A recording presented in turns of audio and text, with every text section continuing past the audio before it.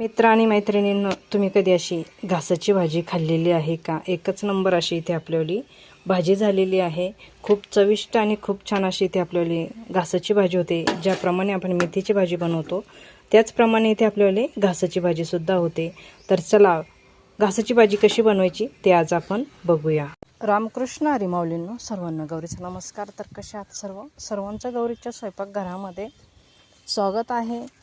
उन्हाळा चालू आहे, काल एकादश होते. आज उपवास सोडण्यासाठी डाळ भात आणि भाजी बनवायची आहे. आता मेथीची भाजी तर काही आपल्याला भेटत नाही आहे, तर आता आपण घासाचीच भाजी घेणार आहोत. मी घासाच्या वावरात म्हणजे शेतात आलेली आहे. आता आपल्याला इथे घासाची भाजी खुडायची आहे. भाजीला थोडेफार फुलं पण आलेली आहे, पण फुलाची भाजी घ्यायची नाही आपल्याला. एकदम छान अशी मस्त भाजी बनवायची आहे, कवळी लसलशीत अशी.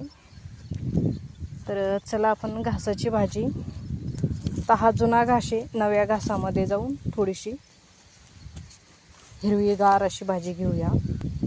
तर इकडे बघू शकता घास आहे, आणि ही भाजी खायला उन्हाळ्याच्या दिवसामध्ये खूप चविष्ट आणि खूप छान लागते. अशा पद्धतीने तुम्ही ना, घास जर असेल तर अशा पद्धतीने तुम्ही भाजी नक्की बनवून खाल. तर चला, भाजी खुडून घेऊया. भाजीची रेसिपी कशी बनवायची ते आज आपण बघणार आहोत. तर इथे मी आता भाजी खोडून घेते. तर अशा पद्धतीने सगळी भाजी आपण खोडून घेऊया. एकदम कवळी लसलशीत, नैवेद्यासाठी पण होईल आणि खायला पण होईल. खूप चविष्ट आणि खूप छान होते. मठाची डाळ भिजत घालून घ्यायची आहे. तर इथे आपण भाजी खोडून घेतलेली आहे. आता भाजी आपल्याला स्वच्छ झटकून आणि धुवून घ्यायची आहे, म्हणजे त्याच्यात काही किडा वगैरे असेल तर किडा निघून जातो झटकल्यानंतर. आणि स्वच्छ अशी मोठ्या पाण्याखाली धुवून घ्यायची आहे. तर चला, आता आपण भाजी धुवून घेऊया.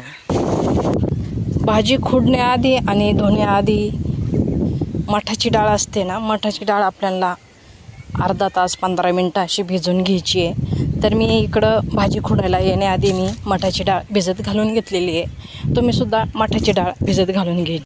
तर असं मोठ्या पाण्यामध्ये भाजी धुवून घ्यायची आहे. इथे भाजी आपण स्वच्छ धुवून घेतलेली आहे. आपल्याला भाजी फोडणीला घालून घ्यायची. त्याच्या आधी आपल्याला मिरची काढून घ्यायची आहे. इथे मिरचीमध्ये घ्यायचे 10 ते 15 हिरव्या मिरच्या. फिक्की आहे आणि बारीक आहे म्हणून मी 10 ते 15 मिरच्या घेतलेल्या आहे. थोडेसे 1 चमचा शेंगदाणे घेतलेले आहे. मठाची डाळ किंवा मुगाची डाळ जर घालायची असेल तर शेंगदाणे नाही घातले तरी चालेल. इथे मी भाजलेले शेंगदाणे घेतलेले, तुम्ही नाही घातले तरी चालेल. 1 छोटी कांडी लसूण घेतलेला आहे. 1 चमचा जिरे घेतलेले. फोडणीसाठी सुद्धा आपल्याला जिरे आणि लसूण घ्यायचं आहे. मठाची डाळ भिजवून घ्यायची आहे आणि धुवून घ्यायची स्वच्छ. भाजी फोडणीला घालून घेऊ. मिरची आपल्याला आबडधोबड दळून घ्यायची आहे.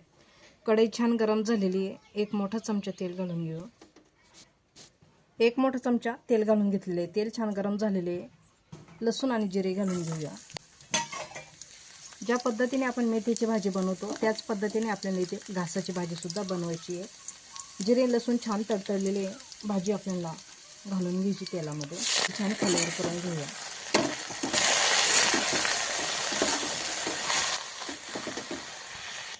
आबडधोबड दळलेली मिरची घालून घ्यायची. भाजी छान खालवर करून घेऊया. धुतलेली मठाची डाळ आपल्याला भाजीवरती घालून घ्यायची. भाजीमध्ये डाळ छान मिक्स करून घेऊया.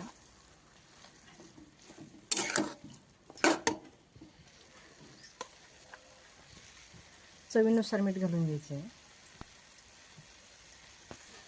मिक्सरचं भांडं धुवून थोडंसं पाणी घालून घ्यायचं आहे, 2 चमचे. भाजी छान खालवर करून आपल्याला भाजी शिजवून घ्यायची. एवढ्याच पाण्यामध्ये झाकण न ठेवता आपल्याला भाजी शिजवून घ्यायची. भाजीवरती झाकण ठेवून तुम्ही जर भाजी शिजवली तर भाजीचा कलर चेंज होतो, काळपट पडतो. तुम्हाला कलर पण हिरवट पाहिजे असन, हिरवा पाहिजे असन तर झाकण न ठेवता तुम्ही भाजी शिजवून बघा आणि झाकण ठेवून सुद्धा भाजी शिजवून बघा. दोन्ही पण भाज्यांचा कलर बघा. कोणती भाजी एकदम छान अशी दिसते तर जी बिना झाकणाची आहे ती खूप छान दिसणार, खूप हिरवीगार दिसणार, खायला पण खूप चविष्ट होणार. अशा पद्धतीने भाजी तुम्ही पण शिजवून घ्या बिना झाकणाची. खूप छान अशी मस्त होते, दिसायला पण हिरवीगार दिसते. तर भाजी आता आपण अशीच शिजवून घेऊया. कमी गॅसवरच शिजवायची, फुल गॅस करायचा नाही. एक बाजू छान अशी मस्त भाजीची झालेली आहे. भाजीला पलटी मारून घ्यायची. तर भाजीमध्ये जेवढं पाणी आहे तेवढंच पाण्यामध्ये आपल्याला भाजी शिजवून घ्यायची. तर अशा पद्धतीने भाजी उलटी पालटी करून घ्यायची, म्हणजे खालची बाजूसुद्धा छान होऊन जाते. छान अशी मस्त भाजी होते. आता आपल्याला आहे तेवढं पाणी आटवून घ्यायचं भाजीमधलं. 1 चमचा तेल भाजीवरती घालून घेऊया. भाजीतलं पाणी छान असं मस्त आटलेलं आहे, बघू शकता. छान अशी ते मस्त भाजी झालेली आहे. अजून थोडंसं 5-1 मिनटं आपण भाजी छान अशी मस्त फ्राय करून घेऊया. इथं पूर्णपणे भाजीतलं पाणी आटून गेलेलं आहे, बघू शकता. आणि छान अशी इथे आपल्यावाली घासाची भाजी तयार आहे. जसं तुम्ही मेथीची भाजी खाता त्याचप्रमाणे अशी इथे घासाची भाजीसुद्धा तयार झालेली आहे. तर तुम्हाला घासाच्या भाजीची रेसिपी नक्की मला कमेंट करून कळवा.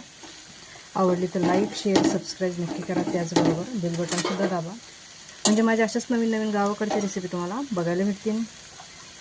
तर चला, आजच्यासाठी धन्यवाद. भेटूया एका पुढच्या नवीन रेसिपीमध्ये. तोपर्यंत छान राहा, मस्त राहा, खुश राहा. आणि गौरी चॅनलवर नवीन असेल तर गौरी चॅनलला नक्की सबस्क्राईब करा. तर चला, धन्यवाद.